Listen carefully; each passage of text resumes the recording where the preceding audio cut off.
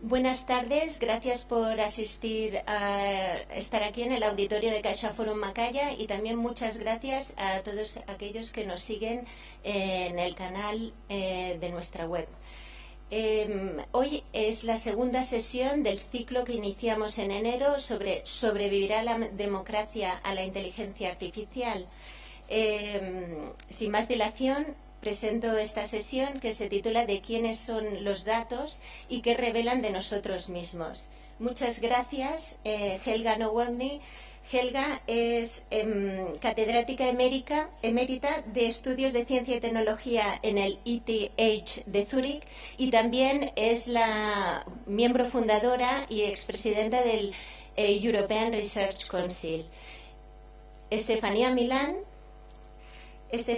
es profesora de estudios de datos en la Universidad de Ámsterdam y ambas ponentes son investigadoras de la Cátedra de Inteligencia Artificial del Instituto Europeo de Florencia, puesto que este ciclo lo hacemos en colaboración con esta cátedra. Muchísimas gracias.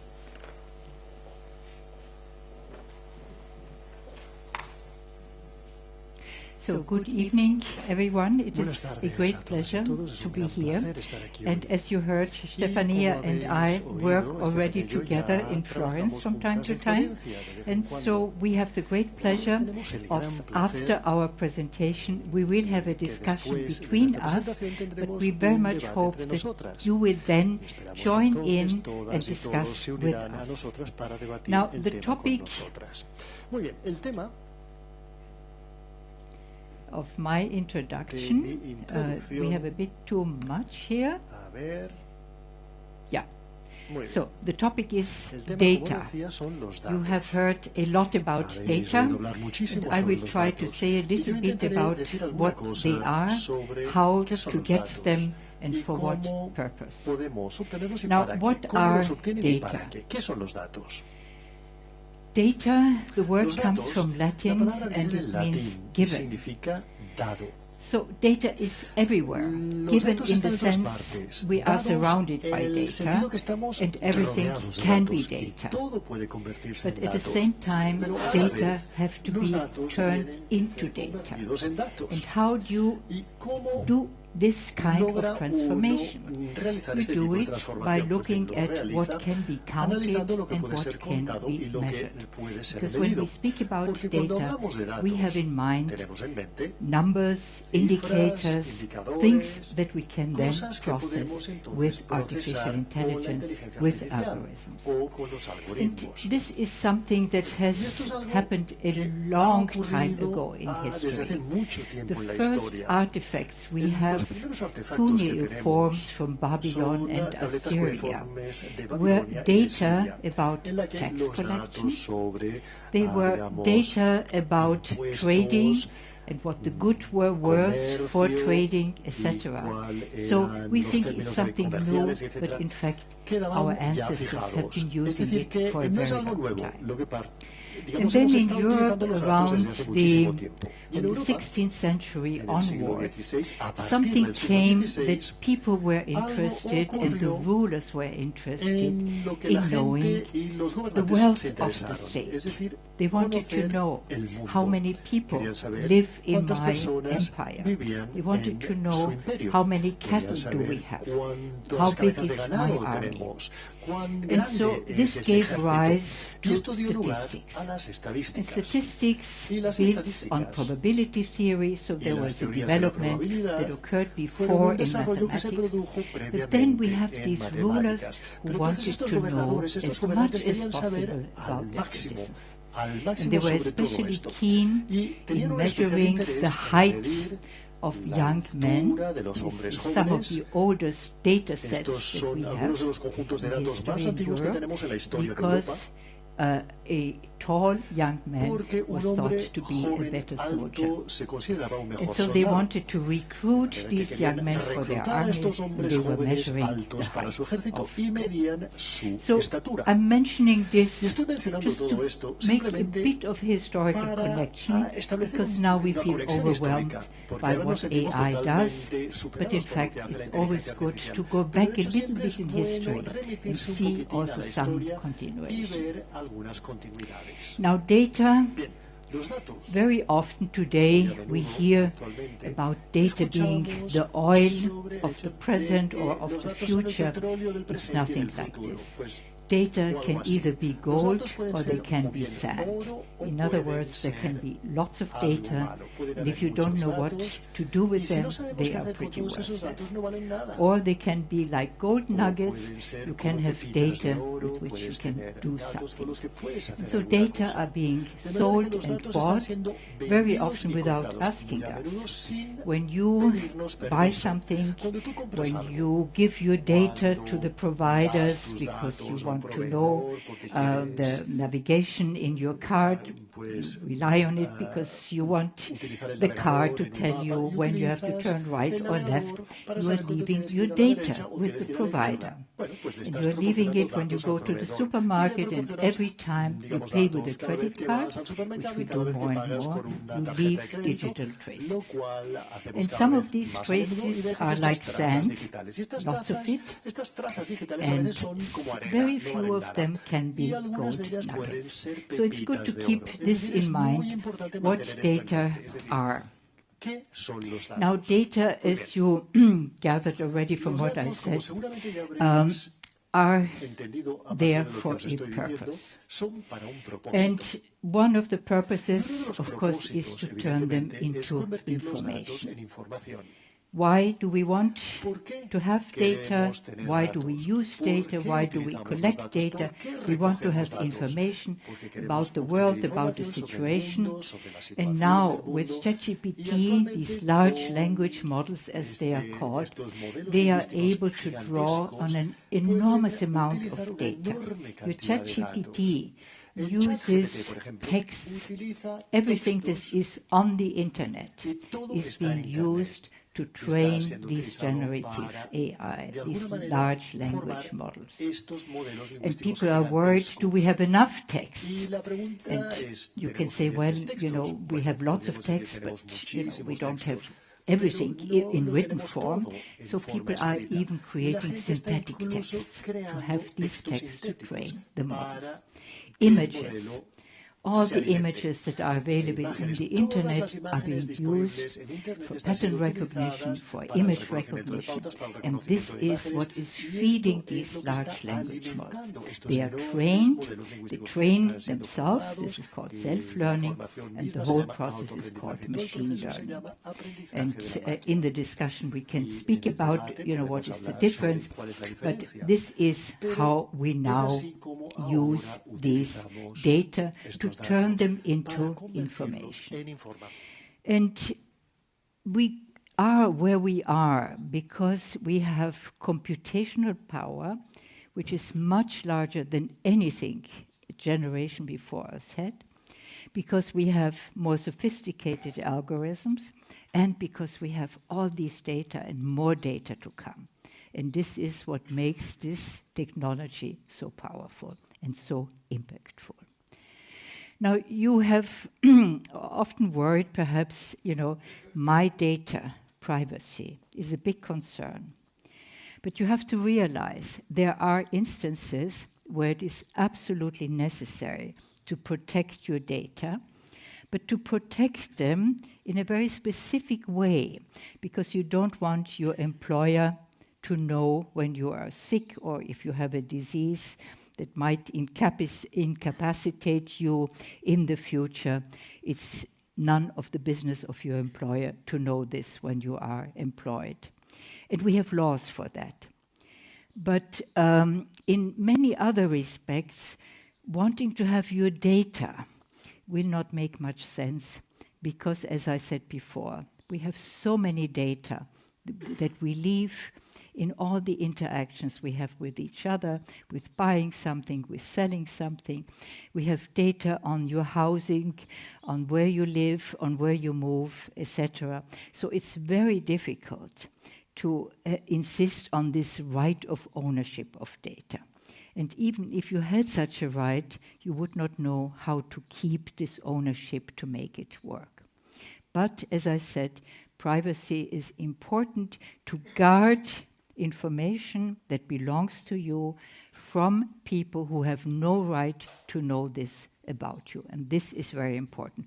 But very often we speak about ownership, but it's not about ownership. It's really the state and the law should protect you.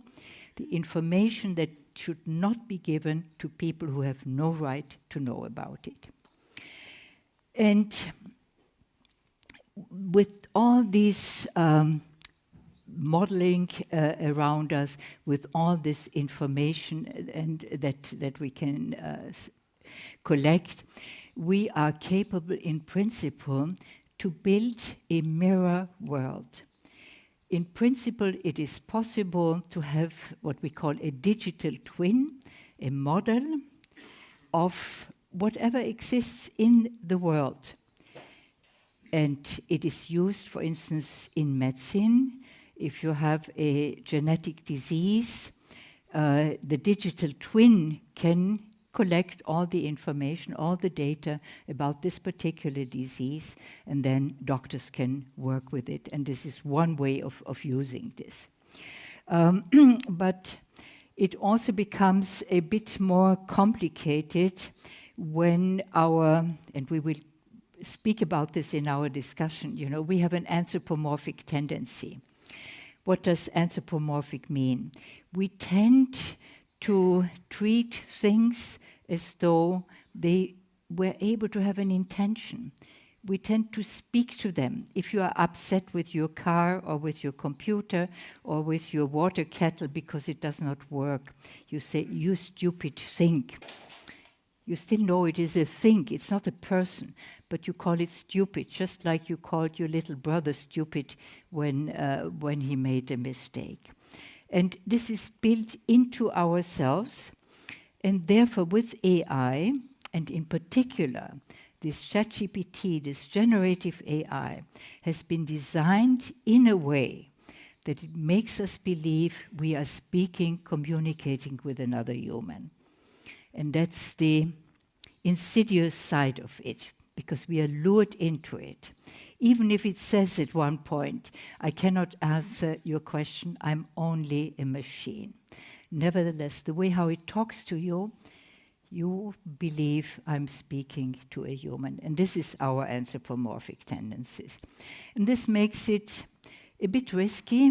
And whenever people say, "I think AI knows me better than I know myself," I think, is this really true? Can you trust an AI to know you better than yourself? And again, it's a question I think we will take up in the discussion. Now, the big challenge for us, one of the many big challenges that AI poses, and Stefania will speak much more than I have to say about regulation and ethical aspects of it, but one big challenge for us is that AI holds up a mirror to us. It's a machine that imitates us, and this surprises us, because how can a machine be like us? We are human, and this is only a machine.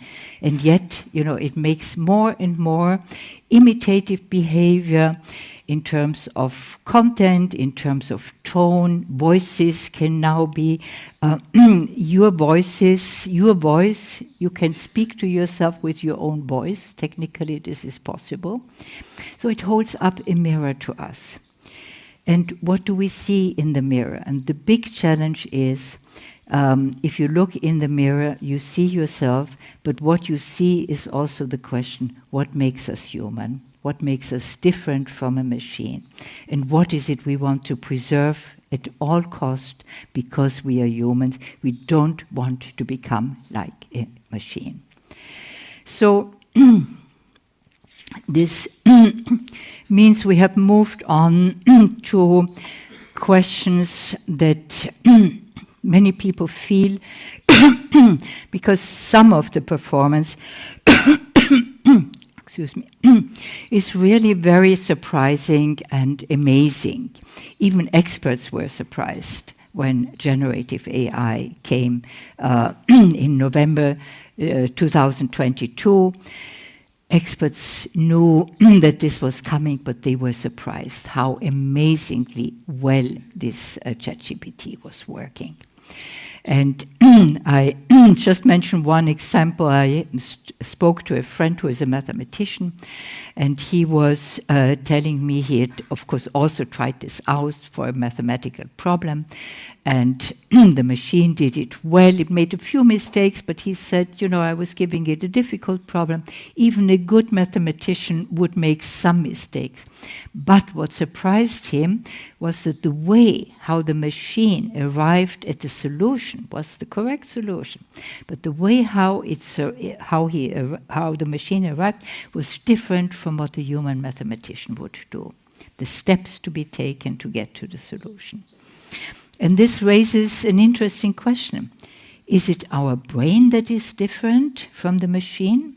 And if so, you know, what is different in our brain? And neuroscientists are fascinated by this question. Or is it mathematics? Because mathematics was developed by the old Babylonians, the old Chinese. Then, you know, it had a cultural pathway to have the mathematics that we have today, and it will keep developing. Is it a cultural product that makes the difference? So these are the kind of questions and challenges that AI poses to us. Now, in order to, we are at the beginning, I call it a co-evolutionary journey between humans and machines. And in this co-evolutionary journey, we don't know where we will end up.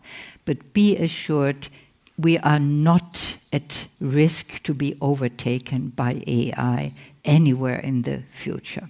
What can happen in the far future, nobody knows. But this quest for what is called the artificial general intelligence, to have an AI that is capable of doing everything that human does, even better, we are far away from it.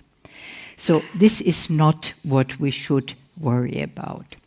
There are worries that we have, and we will speak about them, but one worry that creates a kind of uneasiness is, are we still in control? And wanting to be in control is a very human thing. We feel better if we are in control. And the technology should be something that we can control. And in fact, we have been not so bad in the past in getting control over technology. If you think back to the age of industrialization, machines were new, but workers suffered terrible accidents or were killed by the machine because the machine was not in control of the safety of the workers. Then we expanded this control. We now have a lot of legislation and precautionary matters, mostly in the highly industrialized countries. It looks different in the rest of the world. But we have legislation, we have precautions about safety standards for health of the workers, for health in general. Every medication that you buy in the pharmacy had to be tested in clinical trials and so on. We are expanding this control to the environment now. We have environmental impacts. People want to know what will be the effects of the environment. And now the big challenge, of course, becomes, can we extend this control of the technology to what AI does, namely work with our cognitive faculties, because that's what we are faced with. And I will stop here to leave the floor to Stefania. So we are trying, and this is the attempt that many people are undertaking to put the human in the center of this development of AI, to go on this co-evolutionary journey, but to say we must do it with the human in the center, and we call it digital humanism. There are other words to signal that this is what we are up to. I will stop here. The question, of course, is what can we do and what needs to be done? And Stefania is the right person to answer these questions.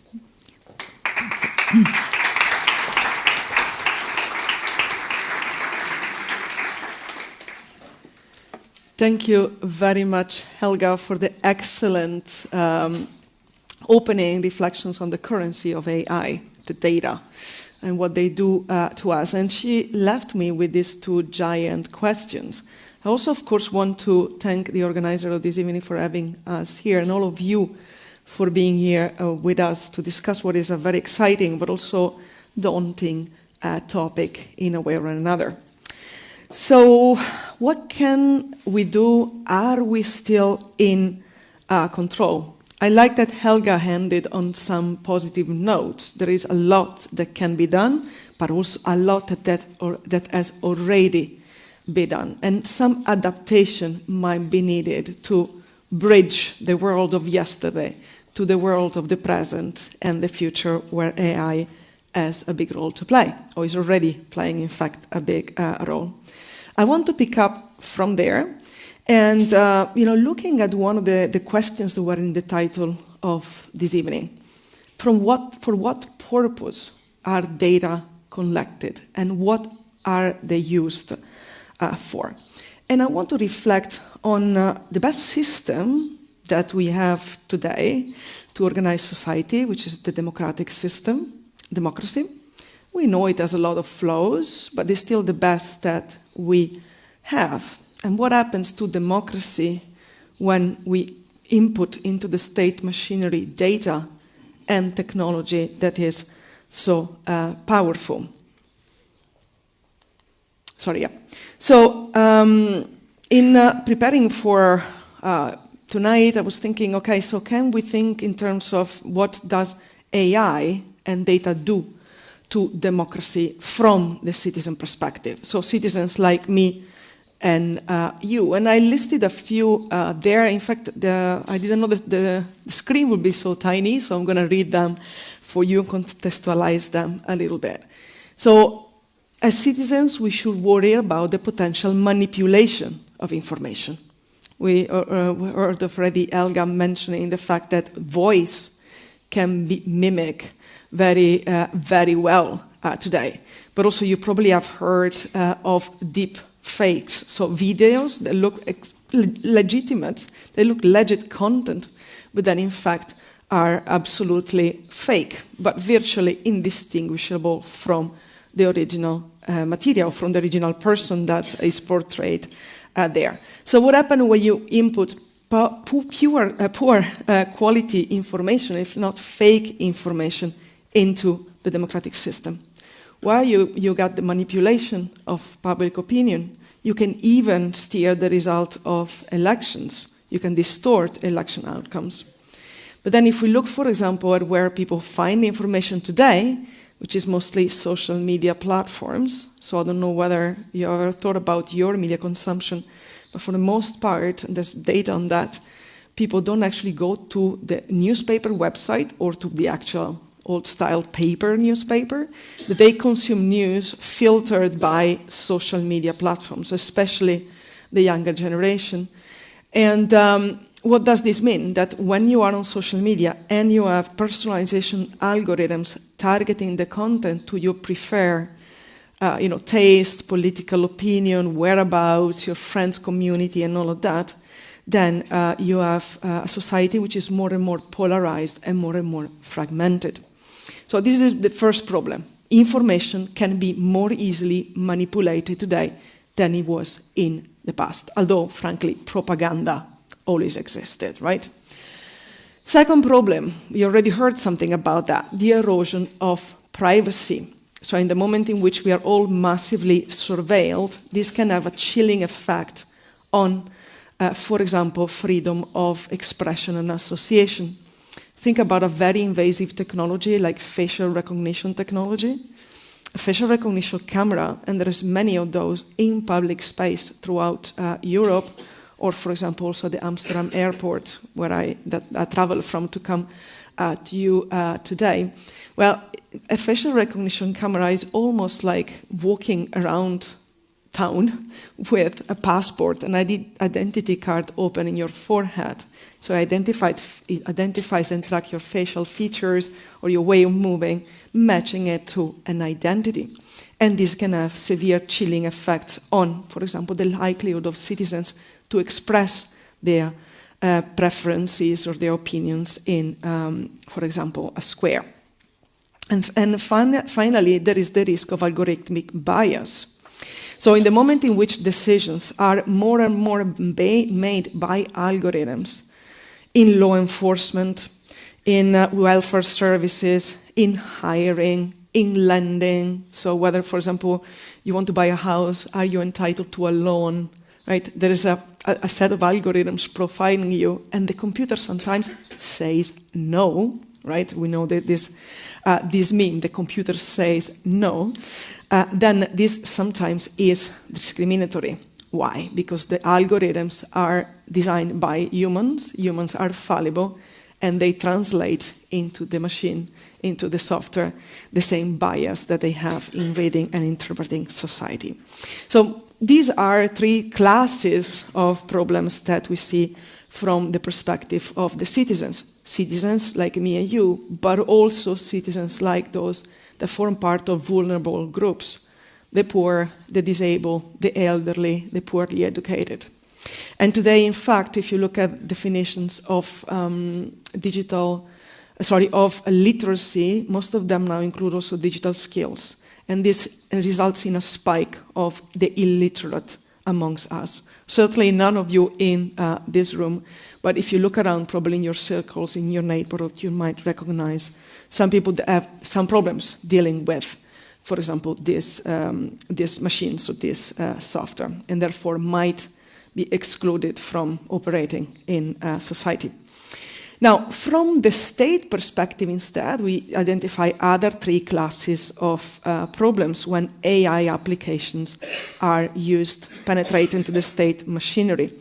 One is the erosion of state sovereignty. In the moment in which the state uses AI application, uses data, it has to rely more and more on the private sector, the big tech industry, which is extremely concentrated in delivering the software to operate the state machinery. And this shifts state-making abilities away from the state, away from state institutions as we know them, into corporations. And there are many of them. I don't say names here, but you probably know several of them. Threats to cybersecurity when AI applications are used, for example, to do harm, like in war situations. But also another threat is the undermining of democratic values, because AI-driven decision-making erode transparency, accountability, fairness, due process, and the rule of law, all fundamental components of democracy as we know it. So Elga asked, what needs to be done? Well, there's a lot that needs to be done. To be sure, a lot of it has already, at least little building blocks are already in place. Plus, we do indeed have a lot of legislation and safeguards that might also be extended to AI and data. So I think we do have three main instruments to fight creepy developments. One of them is a robust regulatory framework. Now, the good news is that we are in the European Union. And in December 2023, basically yesterday, there has been a new act, the so-called EU, European Union AI Act, Artificial Intelligence Act, that tries to regulate AI applications that are used in society, classifying the possibilities for risk for the citizenry and the state that these applications hide. But we also have other forms of AI, attempts of regulating AI, for example, in the United States of America, but also in South Africa, Brazil, and you name it. This is what the state can do. But of course, the industry is in the driver's seat when it comes to developing AI. So we also need ethical guidelines. Now, ethics is a bit of a fuzzy word. It means everything and nothing. It evokes morals. We might have different ideas about what is moral, what is ethical, what is good, what is bad. But what I mean here is self-regulation. So we also need the companies themselves, and there's been an example of that, to say no. Like, we don't cross certain boundaries. We don't go in certain directions. And finally, the last instrument, which is also the one that brings us into the picture more forcefully, is the notion of public awareness. We have to inform ourselves, and being here tonight is the first step in that direction. What do these three instruments have in common? Well, the three of them, self-regulation, regulations, regulatory frameworks, and citizen awareness, the three of them deal with public values. They try to put public values into AI development and deployment. Now, you might ask, what are public values? And it's a very fuzzy term, so of course I asked ChatGPT. And ChatGPT, in this case, was actually not bad as a result. I was surprised myself, so I can read it for you. Public values refer to principles, ideas, and norms that are collectively held by members of society and are considered to be important for the public good or common welfare. So even AI agrees that there's something called like public values. I didn't actually ask ChatGPT whether she thinks it should be part of AI developments, but well, it was just a little bit of a joke on the fact that we need public values in the technology as well. Now, all stakeholders, everyone who has a role to play in technological development and use or is at the losing end of technology implementation, has a role to play. But given we're talking about us here, so as citizens, we can also do something. We can contribute to build in public values into AI development and deployment. What can we do? I want to leave you with 4 little tasks. They're not that little, to be honest, but invitations to look for these things out there and possibilities for engaging in them as a way forward to survive and thrive in the AI society. What? First is digital literacy and education. An event like this series, is a beautiful tool that we have on our side to keep ourselves informed and on top of things.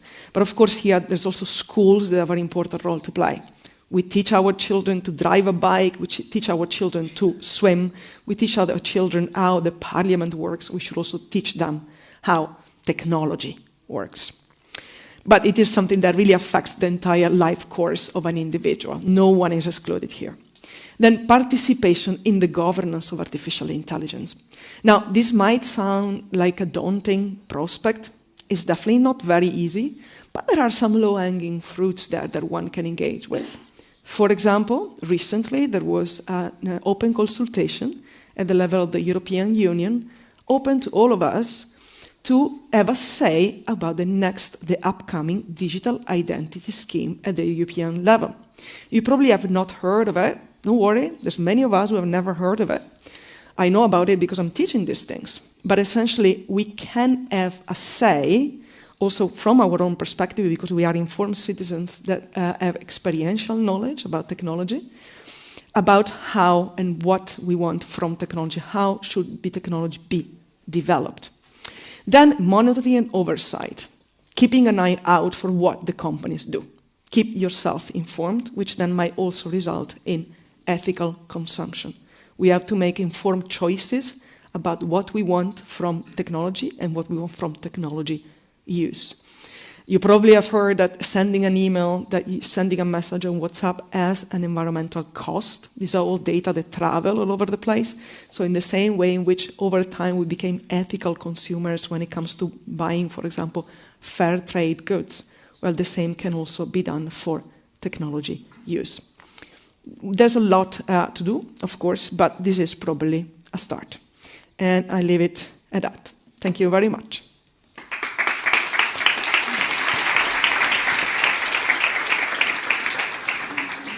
Now, the organizers have foreseen that we start a discussion, and Stefania and I have agreed that we start first, what are our greatest worries, but also where do we see the bright sides that this technology holds. And I will start with my greatest worry. My greatest worry is the enormous concentration of economic power in the hands of a few international corporations. This has no precedent in history. And Stefania alluded already, the state balance between what is in the governance of the state, what is in the realm of companies has been shifting to companies. But right now, we have this enormous concentration of power. If we look back in history again, we can see that at the turn of the 19th to the 20th century in the US, there were these enormous monopolies for railways, for electricity, for oil. You know, the big names, Rockefeller and you name it, these were all the Elon Musks of that day and the Jeff Bezos of that day. And they were really amassing an enormous fortune. And it was only when the state, in the time of the Depression, with Roosevelt coming to power, there was the political will and the political possibility to have antitrust laws, and these monopolies had to, give away some of their power. And I really hope that something similar will happen, because we are really in the hands of a few people. We know their names, the CEOs. We know also the enormous economic inequality that goes with it. And it's not that, we are envious of their salaries. It's just crazy. The amount of difference that exists between the salaries of these few people and the ones that work in their companies. Another word that I have, and it was mentioned that I was very much involved in funding of European research with the European Research Council that funds basic research in Europe. And therefore I looked at what is the difference in funding between the state and private companies. Now, in general, we look at the statistics of research and development. Research is usually done in universities or in public research institutions, and you have some wonderful examples here in Catalonia. And development is done in companies. And the figures we get is always R&D, research and development. And by and large, 2/3 of the money for funding R&D come from private companies, and 1/3 is public money. But if you look at AI research, and I was really shocked by the figures, 90% come from private money. So there's a huge investment going into further development of AI and all the products that go with it, and only 10% come from public. So why is this a problem? It is a problem, and Stefania mentioned this, we need independent institutions to monitor, do the companies really obey and follow the legislation that has been agreed upon? Who can do this? The companies themselves will not do it because it's against their own interest. So you need independent institutions like universities are. And if we continue to fund only 10% of the overall costs, this means universities have a big disadvantage. They don't have access to the kind of computational power.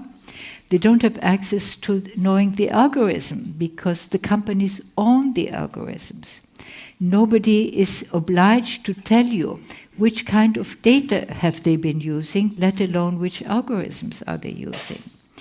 And last but not least, it also affects young people who study, who want to go into research, and they get sucked away from universities because the companies offer them fantastic salaries and you cannot blame them, but then they work in the company and not in universities. So these are some worries that I have. Let me just add one third worry that was triggered by what you just said, Stefania, and these are the energy, water and land needs of data centers. We are building more and more data centers because these data, you hear about the cloud. Now the cloud is not somewhere up there, it's just a metaphor. The data are in data centers. They have to be stored, and in order to store them properly, they need a certain temperature, they have to be cooled. For cooling purposes, you need a lot of electricity, you need water, and also they need land to stand upon. And so this is something that, is another worry that I have. So before turning to the bright side, let's hear the other worry. Then we turn to something more optimistic. Yeah, thank you very much. You already covered a lot of ground when it comes to worrying, but there's room for more, I'm afraid. Well, you already mentioned that in the past there has been an attempt, a successful attempt in the US to break companies when they were too big. It was, the birth of antitrust regulation. But in a way, antitrust regulation does not work for the companies that I'm not even sure I can mention, but you mentioned some of the owners of those companies. Think, for example, about Amazon. They cover the market vertically. So they have, anything from products to moving the products around, to storing the data, to all the data from the users. Their companies are very efficient. We like to use them for good reasons because they're good at what they do. But indeed, the legislation at the moment is having troubles trying to make sense of these developments in the market. Legislation is not yet, fit for the growth and the complexity of this company. So there are marginal things that can be done, and definitely the European Union, once again, is good news for us. You probably heard of massive fines that have been imposed in some of these companies precisely for holding too much in their hands, but the regulation being behind when it comes to technology development and the growth of this company is definitely something to worry about. The second worry that I have is that, yes, we have a very strong and very concentrated industry, but what happens when this industry gets inside, penetrates into the state machinery? We heard about early examples of statistics. So the need of a state to control its population and its land. You probably remember the census, because I'm sure you have it also here, right, in Spain. You have a regular interval to provide information about your household, your income, your education level, and so on and so forth. So data about citizens has always been very important to the state for obvious reasons, including, for example, to have a good welfare state. You need to know where poverty is if you want to fix poverty. But what happens when all this data, for example, personal data about your citizens, are stored in privately owned data centers? What happens when we have algorithms that process these information and make decisions? I want to give you a simple example from the Netherlands, where I live. So in the Netherlands, if you have a child, you receive a subsidy. This subsidy is designed to support your family. Of course, if you are poor, the poorer you are, the more money you receive, as it should be in a welfare state. But the state also wants to make sure that no one cheats, right? So that the money is distributed fairly. And the temptation of cheating is always around the corner.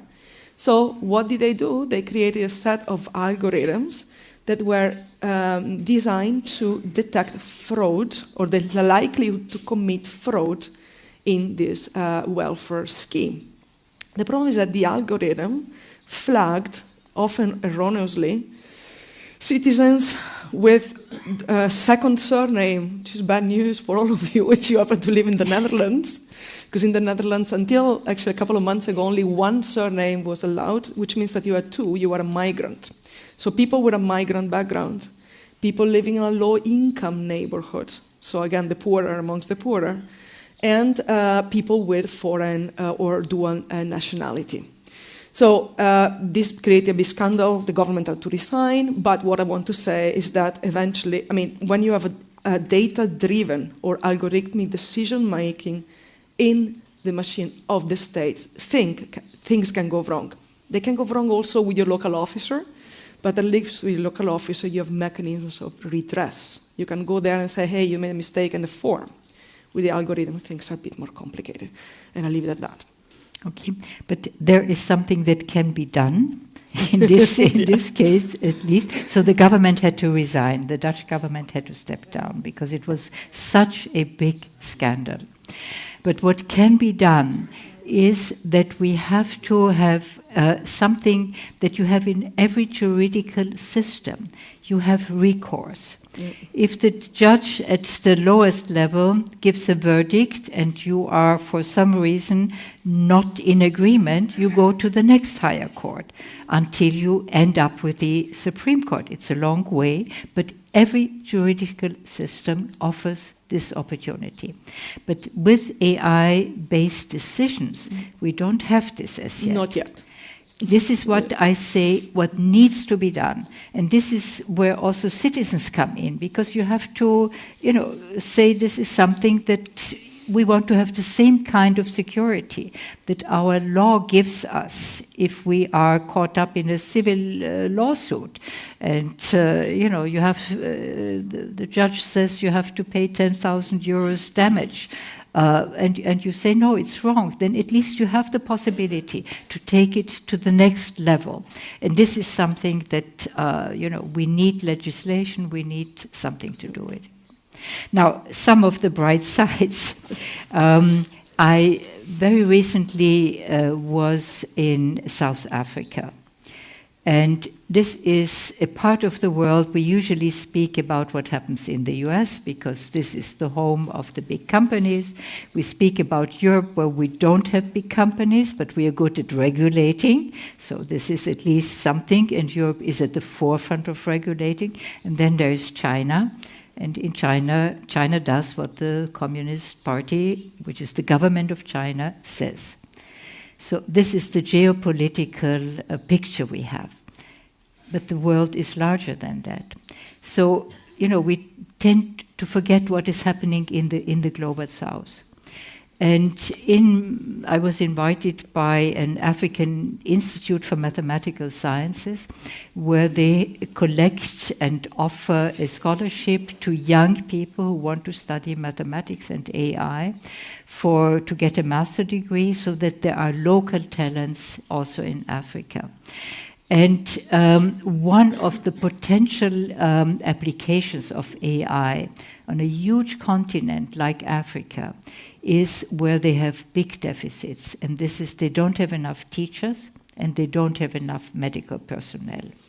In every African country, they're just not, and the teachers are not trained well enough, etc. And here AI can make a big difference, but you have to do it in the right way.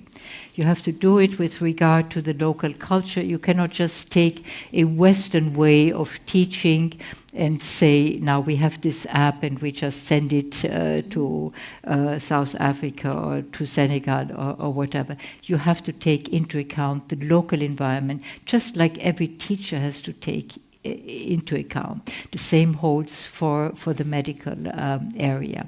There are certain services that AI can give where you don't have a doctor, and nevertheless, the nurse can be upgraded in her skills and do things that in our world perhaps only a doctor can do. So this is a potential, but this potential also applies here.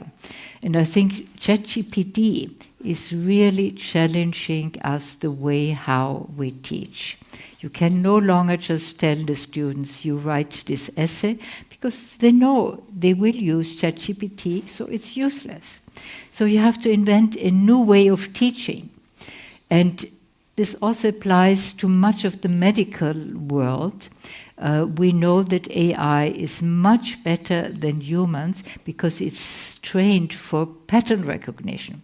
So in finding a tumor, in finding a certain coagulation in the bloodstream, if you give it the right data, it can be more accurate than a medical expert. It's still necessary that a doctor looks at it. You cannot let the machine decide in the end. A medical doctor trained for this has to do it. But in many ways it's very helpful. But it can also help to reorganize the way how a hospital functions. So there's a huge potential, but it has to be done in the right way. Yeah, and again, I think in all of this and in bottom-up fashion, I think we should really think about what role we can play in fostering these changes, encouraging them and asking for them. And I guess, I mentioned the Dutch case. It was indeed a big scandal. But I mean, when we think about infrastructure, data, AI, it's all very, very abstract.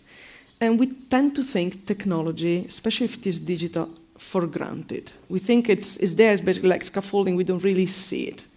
Technology becomes of concern only when it breaks. You realize there is something called a router in the house when there's no internet all of a sudden, right? So in the same fashion, scandals, like the one in the Dutch government a couple of years ago, or, for example, you might remember the scandal around the Trump election in 2016, Trump first, where, there were rumors. The science is still trying to find actually an answer there, but there's contradicting data about whether it was really Facebook's fault, as the Hillary Clinton campaign saying or not. Let's go for the simplistic answer here. Indeed, like social media did play a role in steering, to some extent, the election outcome of those election lists. So all of these occasions for making visible that there is technology behind these things. There is technology behind the way we form our public opinion, that there is technology behind the way the state make decisions about the welfare state. Then there are great opportunity, no matter how sad we are, that we are stuck with Trump for 4 years, or a government has to resign and a lot of people have to suffer. But at least they make apparent that there is a problem. And when you identify a problem, that is the first step towards identifying also a solution. So not all of it is lost. I think this is what we try to tell you. You are not, exposed without any protection, without any will of resistance, without any possibility of changing things for the better. Many things are going in the wrong direction. We should not close our eyes before that, but there is a lot that we can do. But in order to do the right thing, we have to get a better understanding. Mm-hmm. What does this technology do with us, so that we are better prepared and better equipped to know what we should do with it? Because after all, it's humans that design it, that program it, and this is, it comes out of science and technology, and these are humans working on it. So we can then, if we understand our needs and what needs to be built into it, but first we have to know this. And therefore we thought it is perhaps also very appropriate here that we speak a little bit about, there's a lot of research that is being done on the kind of emotions that are being triggered. I was mentioning to Stefania before, in the United States, it is very common that people go to and buy so-called therapeutic apps. Now, this is a little machine that has a program built into it, and if you have a problem and nobody to talk to about your problem, you buy such a therapeutic app. and you talk to this app for breakfast, or when you come home after work and you're exhausted and you have not enough money to go to a therapist, a human therapist, because they are expensive in the US, you speak to this machine. Now, if your problem is an easy problem, so it be. But if you have a real mental problem, it can lead to very, very bad consequences. And last year, this was in Belgium. This was a man with severe mental problems, and he was speaking. This was an earlier generation of an AI, but it's the same principle. And he was discussing his mental problems with this AI. And then he said, well, you know, it's better if I finish my life because it's not worth living, etc. So he had clearly suicidal tendency. And at one point, the AI said, yes, the best thing is if you kill yourself. And he did. And so this is an extreme case. It's an extreme case. But it shows, you know, in the interaction, if you start to believe the AI knows me better, it's objective because it has something to do with technology. And it tells me I should do this or that, even to take my own life. You know, this is the sort of emotional impact that it can have, but also on younger people. Yeah, I was in a cafe. Actually, I was preparing this presentation last Friday, and I noticed that there were two girls, young ladies, sitting in the table next to me, and both of them were on their laptop chatting to ChatGPT. I don't know, maybe they were simply doing some university homework. I didn't really ask, but I never seen such a thing prior. So indeed, a lot of these tools have become also real, not real life, but like an actual presence as companions, because they're kind, because they tend to be reassuring. It depends, of course, what tools are you talking about, how they are designed, but they can fulfill also some emotional needs that we have as humans. And, well, we can probably, and there's more work that needs to be done there as society, also as scientists, to think about solutions there, but there must be a way to steer these possibilities for the better. Maybe, for example, for encouraging democratic participation rather than, just leisure activities with AI applications. There's a lot, I mean, TikTok, for example, all these little dances and all the adaptation of content that you can do for fun on the app that uses facial recognition, filters, and basic AI applications are there for leisure. There's an enormous amount of energies and time and money that is spent into these spaces. Maybe it's time to actually think about leveraging all of this for the common good, maybe those public values that even ChatGPT knows what they are, so they can be enriched.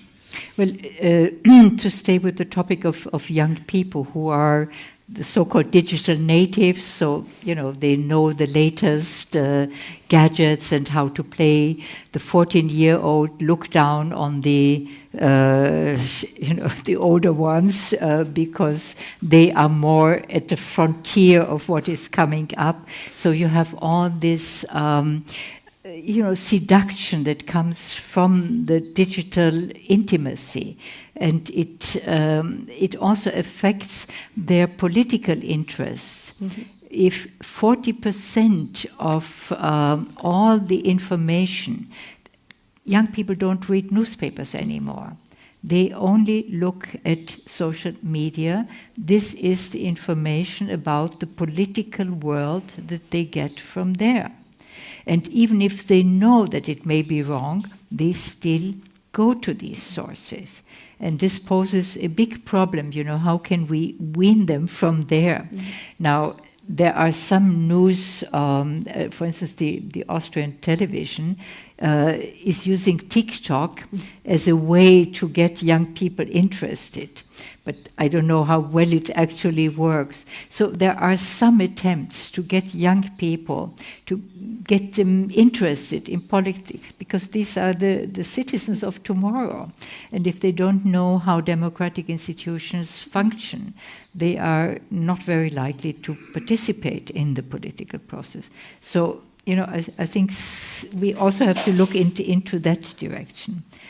Yeah, and on that note, because we can continue talking probably for another good 2 hours, but in the interest of time, this is the moment in which we can ask you to have a say, and I believe there are microphones.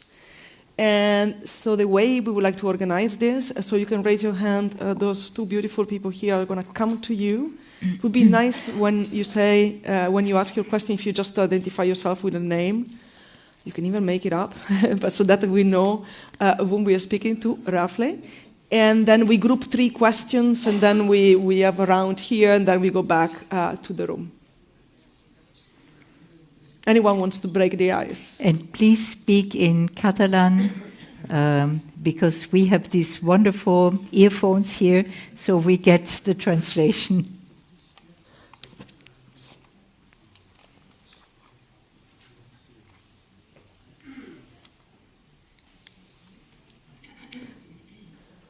Oh, there are 2 ends.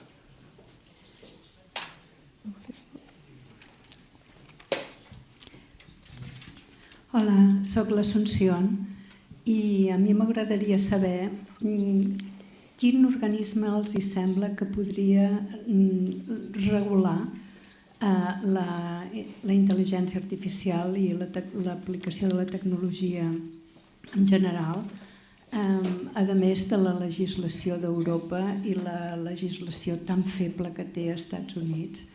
Hi ha algun altre organisme internacional? A mi m'agradaria veure alguna cosa així com la IATA de l'aviació aplicada a la intel·ligència artificial, per exemple.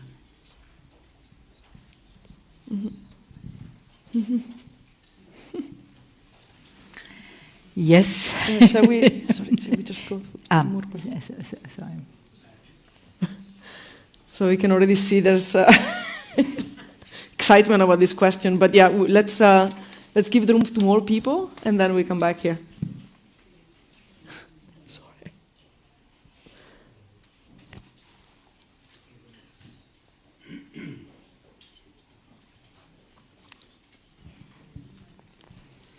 Bueno, tengan todos muy buenas tardes.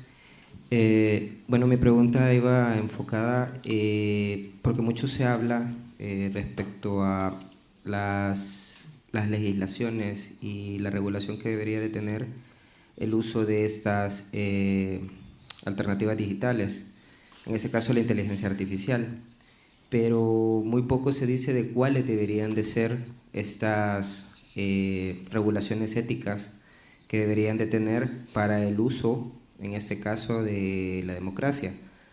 O más bien, si estas inteligencias artificiales vendrían verdaderamente a salvar la democracia o a destruirla realmente, ¿verdad? Ya que se da lo que ustedes comentaban, lo del sesgo algorítmico, lo cual tiende a llevar ese error, pero en una dirección específica. Por tanto, cuando estamos hablando de cúpulas de poder que quieren dirigir una población hacia un fin que solamente beneficia a unos pocos, ¿cuáles podrían ser las regulaciones que nos podrían ayudar a la mayoría, ¿verdad?, a no ser partícipes y no caer en este sesgo algorítmico? Thank you. So maybe we start answering. Okay. Yeah, go ahead.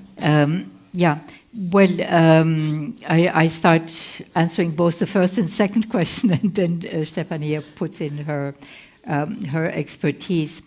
Regulatory bodies, I mean, it makes a lot of sense that Europe works and acts through the European Union, because no member state alone would have any effect at all to regulate at the national level. because we are really faced with these international corporations that have this enormous amount of economic power. And unless you have another big organization like the EU, you would not be able to do it. Now, you were asking, what other bodies are there? In November last year, Rishi Sunak, the Prime Minister of the UK, was convening a big international gathering in order to have a kind of international regulation, but he was mainly, if not exclusively, concerned about cybersecurity. Yeah. So this was his concern, and now they are setting up a consortium. You need private firms to do that. You cannot do it by a UK body alone. It will be a UK body, but they made a big competition, and now there will be a consortium of 200 private firms working with the UK institution to work on a sort of general international agreement to have minimum standards for cybersecurity. I was very struck by your mentioning of the air traffic, because it's an interesting example in terms of safety. We don't realize very often, because we take it for granted, how safe air traffic has become. There are very few accidents, and accidents, there's an immediate reaction to it. You probably have heard of this Boeing, where one door was blown away while the airplane was in flight. Now Boeing is in big trouble because they're going to look at every bolt in the manufacture of the airplane, whether it is in the right place. Now, one reason why this happened compared to shipping traffic, where a lot of accidents occur with devastating environmental impact, because then you have the oil spill everywhere, etc., was that the air traffic controller had an interesting system of near accidents. So if a pilot encountered a situation that could have gone wrong, the pilot was very much encouraged to report anonymously to a regulatory body.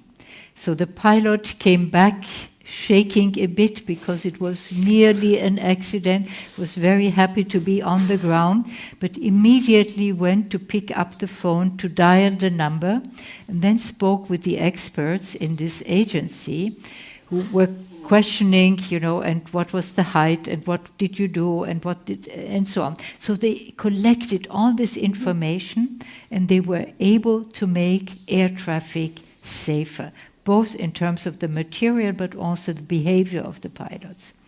And I think something like this, what can go wrong, what almost went wrong, but then, there is somebody who analyzes it very precisely. Maybe we should also think of something like this, because it does make the world safer. Now, about ethics, I let Stefania speak right away, but I just, I wrote a book that has been translated into Spanish. The Spanish title is La Fe in Artificial Intelligence. La Fe in Intelligencia Artificialis is the Spanish title. And there I mention a study that was done on official ethical regulations. And this was a research team at ETH Zurich, and they looked at about 100 official ethical guidelines. 50% came from governments, 50% came from large firms. And they were looking, what are the ethical principles in these official guidelines? And they did not find common principles. They found one principle, transparency, that was mentioned by almost 50%, but not more. And the others mentioned fairness, responsibility, explainability, you name it. So it was all over the place, but there was no consensus. So that's one problem we have. We don't have a consensus.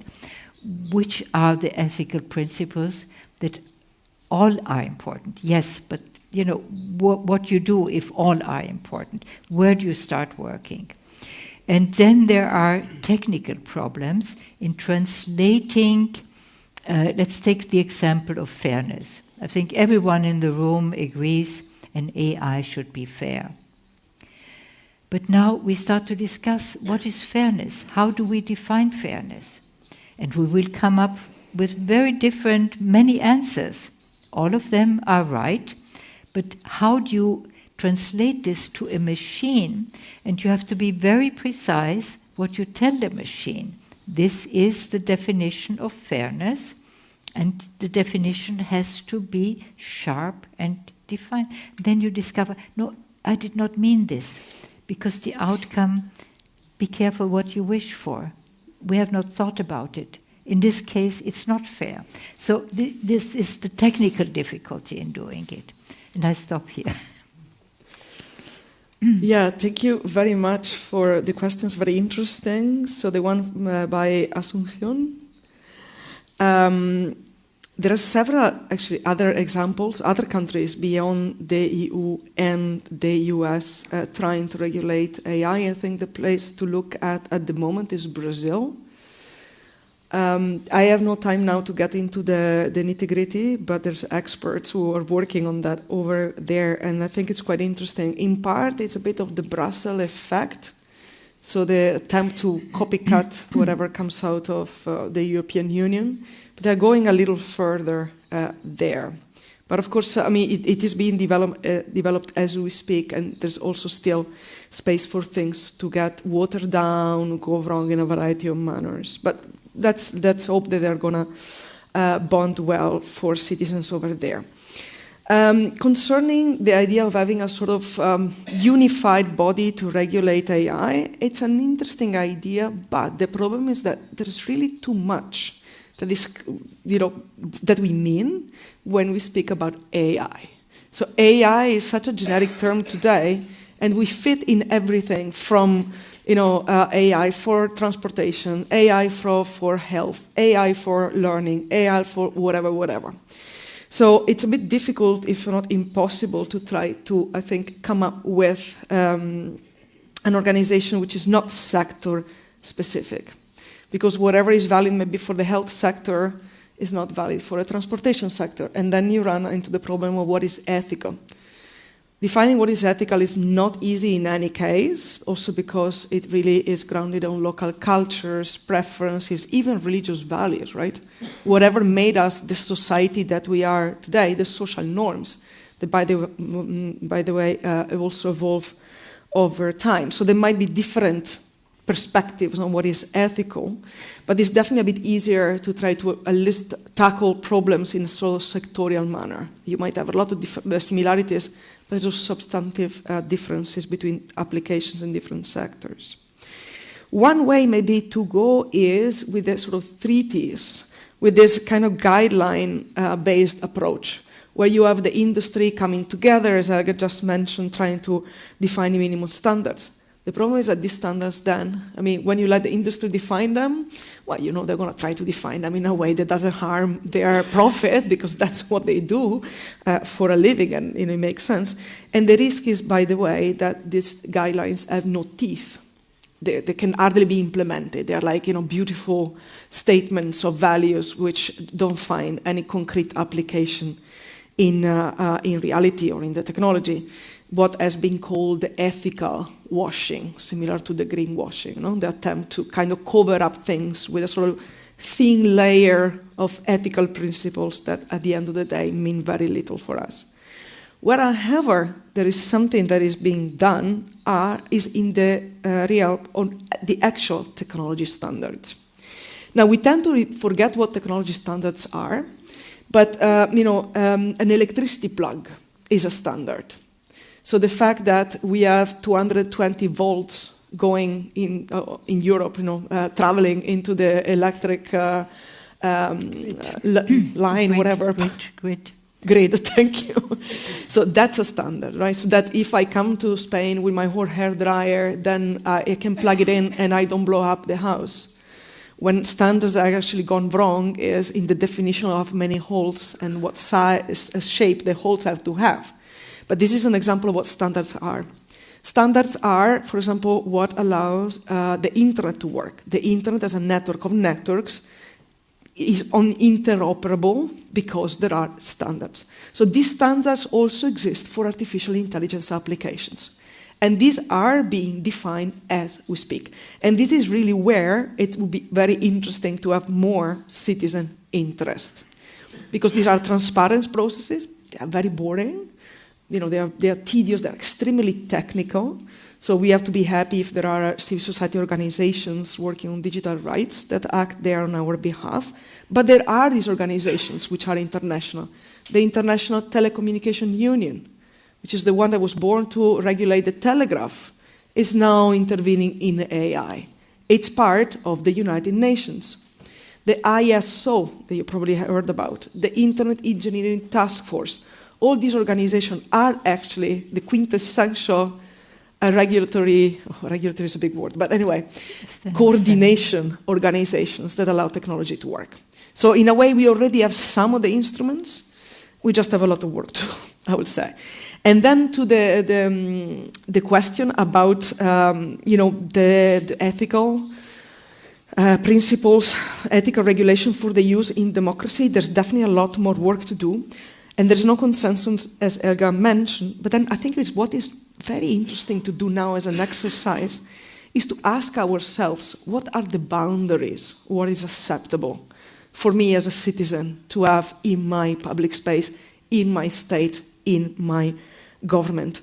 I give you the example of facial recognition. I spent quite some time last year looking at how citizens resist facial recognition.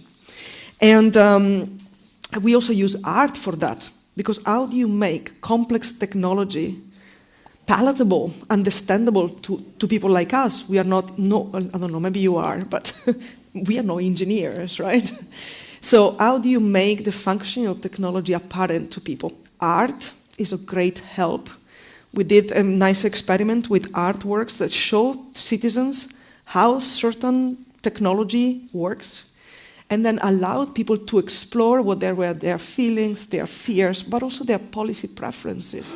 Because if I'm asked by the European Union to have a say about whether I want a digital identity system or not, I might not have a clue. But maybe art allows me to engage with it and then find out for myself also what we want as a civil society, as a group of citizens. But then again, we are just at the beginning of this, so there's a lot of work to do. It's fun, though, I can promise. More questions. Yeah, there was one over there, right? And there's one here. Hola, em dic Jordi i abans heu parlat del medi ambient. Voldria fer una pregunta en referència a que per processar totes aquestes informacions es necessiten supercomputadors. Aquests supercomputadors estan compostos per xips tecnològics, que aquesta fabricació de xips està molt superconcentrada en una sola empresa a Taiwan. Crec que uns percentatges, no voldria dir xifres errònies, però és molt alta. Per fabricar aquests xips es necessiten recursos minerals que són escassos, és a dir, arribarà un moment en què potser el col·lapse es produirà per la manca de recursos per poder aplicar-los a la supercomputació. Estem parlant potser d'un gegant amb peus de fang? Gràcies.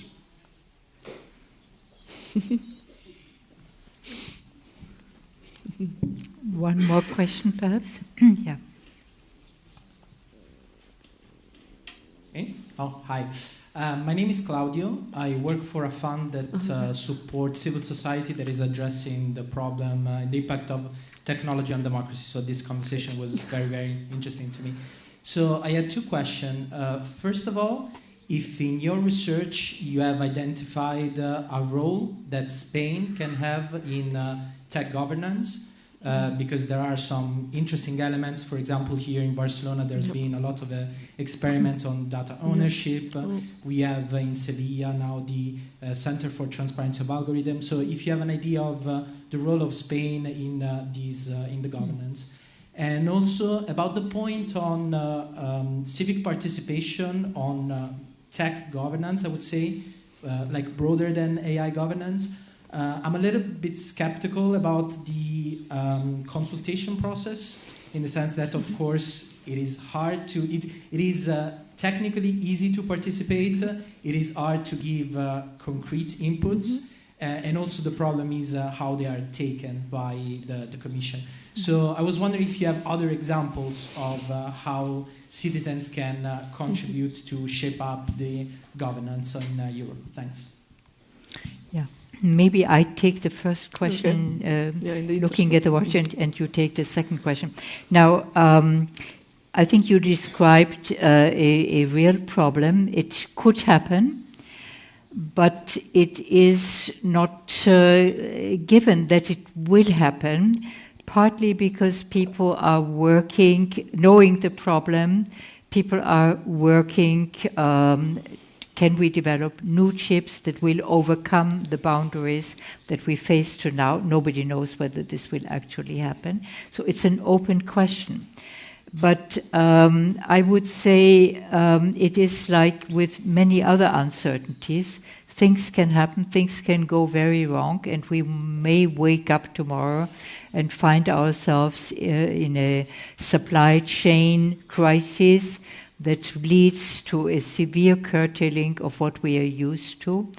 It may also happen that technology is fast enough to circumvent this point, and that we get over until the next crisis comes. Yeah, thank you very much for the excellent questions. I never thought much about the role of Spain specifically, but I did think a little bit about the role of Southern Europe. I'm an Italian national, although I've been living in the north for quite a long time. And what I had the chance in the past, I'm going to be very vague here, but to participate in some high-level cybersecurity discussions on behalf of a certain government, which was not my own. And what I noticed is that there was very little Southern Europe in the European-China talks with so Europe-China talk about cybersecurity. And there might be a number of reasons for that, including the fact that in countries like Italy, for example, where I come from, which are countries where we have a very emotional relation with power. We have a hot relation as opposed to a cold relation with the institutions that, for example, the north of Europe has. Then the newspapers tend to privilege topics, for example, for public debate, or sample from the public debate topics that are easier to mobilize the public. So they are more appealing to people. I mean, as an Italian, I was absolutely flabbergasted that the Dutch government resigned on an algorithmic scandal, frankly. It's more complex than that. Like, I shouldn't praise too much the government. It was a strategic move, whatever, right? But what I want to say is that there are countries, if you also look at the Eurobarometer, which is the survey instrument of the European Union, which regularly asks people what you have with, about various skills and whatever. If you look at, I don't know where Spain is placed, but for example, I know very well that Italy is the bottom of the list when it comes to digital literacy and perception of digital rights like privacy. So there might be a number of reasons why the countries of Southern Europe are not playing a leading role, but they actually definitely have a role to play. For example, leading by example, the experiments in Barcelona with data sovereignty, with data governance were absolutely important in a variety of manners. And what I think can be probably done better is to make this sustainable and active and enjoyable over time, so that other people can also take note and take similar initiative, because definitely that's, in my humble opinion, the way to go. When it comes then to the civic participation in AI governance and the consultation processes, that's indeed a difficult thing. I mean, consultation processes are they are like many democratic instruments. They are there. They are not very well used often by the citizens and by the institution alike, and we certainly can do better. Consultation, by the way, is not binding. You should simply ask the people what their preferences are. For the most part, we don't even have the time to actually express our preference, assuming we actually have it. So we have to do better. I'm not sure that, as a society, I'm not sure that a referendum are what we need. But, for example, we have a parliament, and certain discussions have to be brought to the parliament. We actually saw a great example with contact tracing applications during the COVID pandemic. It was the first time in many countries where standards, by the way, technology standards were being discussed publicly in parliament. Now, this is not to say that all parliamentarians actually knew what they were talking about, but there was a discussion on values in technology in the forum, which is deputed by this system to represent our interests. So we have to have more of that, I think, at all levels of the stack, meaning at all levels of the state machinery, starting from the school to the institutions. It's not going to solve it all, but then the more people talk about these things, the more those in power are likely to hear and then capitalize the consensus that they might get if they act on it. So again, I'm sorry, I think there's good news, but there's more work to do. So I think we should be closing, yes. Muchas gracias, Helga y Estefanía, por teneros aquí. Y a vosotros, pues, invitaros a la tercera sesión de este ciclo, Sobrevivirá la democracia y la inteligencia artificial, que tendrá lugar el 19 de marzo. Hablaremos sobre si es posible regular la IA y contaremos con la presencia de David Runciman, catedrático de Pensamiento Político de la Universidad de Cambridge, y también con José Lluís Martí, que es profesor de Filosofía del Derecho de la Universidad Pompeu Fabra. Muchas gracias por vuestra atención.